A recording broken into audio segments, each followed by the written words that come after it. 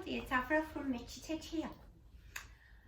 So, I thought we would have a really nice lesson this afternoon. I'm going to teach you how to create a yoga story from one of your favourite stories.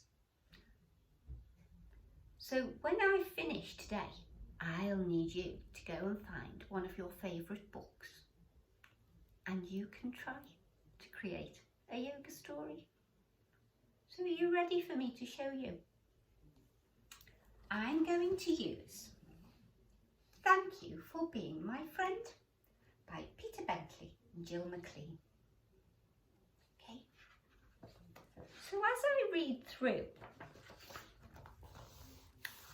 I have a piece of paper and a pen, and I'm going to write down each of the poses I think would be best to use with our story. So here we go. It was a dark night in the bedroom. Nothing stirred. So if it was a dark night, that means it wouldn't be a full moon, it might be a crescent moon. So we could do our crescent moon pose, sometimes known as our leaning tree or our bendy banana. Okay, so first pose, crescent moon. Well done.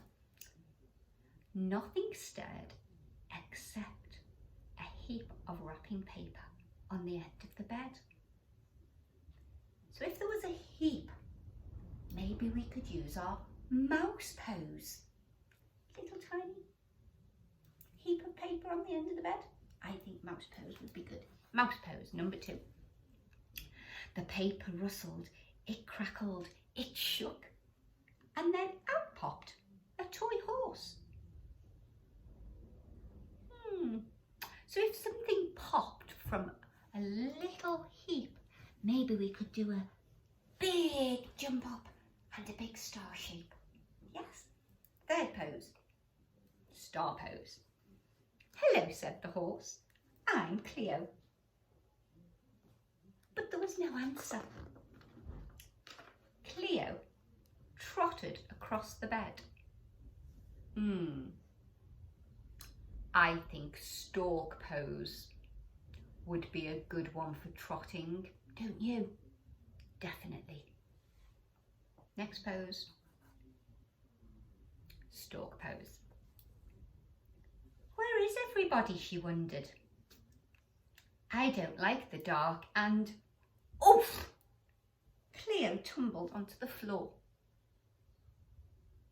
Back into mouse pose. She did fall. Mouse pose. There were strange shapes in the dark. I'm scared, shivered Cleo. I can see monsters. How about we use our magpie pose, but use our arms to see? Definitely good one for this story. Magpie and big glasses. There was a thin monster, a plump monster, a tall monster and a monster with no head. So I think we need 4 poses now. So a thin monster could be our mountain pose. What do you think? A plump monster, I think our camel pose. A tall monster, back to our mountain. And a monster with no head. How about our ragdoll pose? Because that way we're hiding our head between our legs, aren't we? Okay. This yoga story is building up nicely. Cleo saw a faint gleam, a light. Trying not to wake any of the monsters, she tiptoed carefully towards the door. I think we should just tiptoe on the spot for this one, don't you? It's really good for balancing, you know, when you tiptoe. She tumbled out onto the landing. Poor Cleo, this horse, she's forever tumbling over, isn't she? So if she tumbled onto the landing, I think we should maybe go down into our cow pose, onto all fours. What do you reckon? I reckon so. Oh, said Cleo, it's only the moon. Suddenly a cloud slid over the moon and everything went dark. And then something downstairs went bong, bong. Cleo nearly jumped out of her skin. You can jump as tall as they can. Use our frog pose to jump really, really high.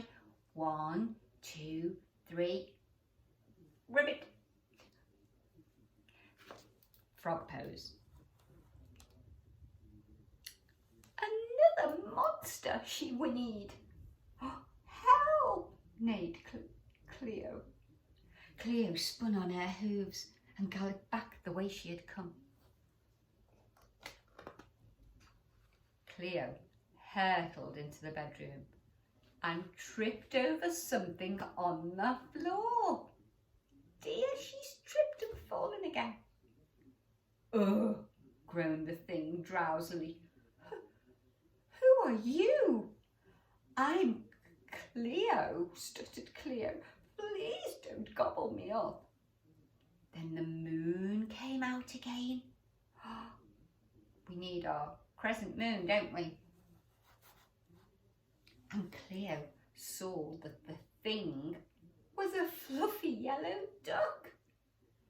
I'm Daphne, smiled the duck. So let's use our magpie pose. Because a magpie is a type of bird too, isn't it? So we'll use our magpie pose again there. And why would I want to gobble you up? Cleo told Daphne all about the monsters. The monsters won't get you, said Daphne. Promise? Asked Cleo with a big yawn. Oh, we could do a really good stretching pose there, couldn't we? Maybe use our arrow. Yes, we'll use our arrow pose for that good yawn and stretch. So next pose, arrow pose.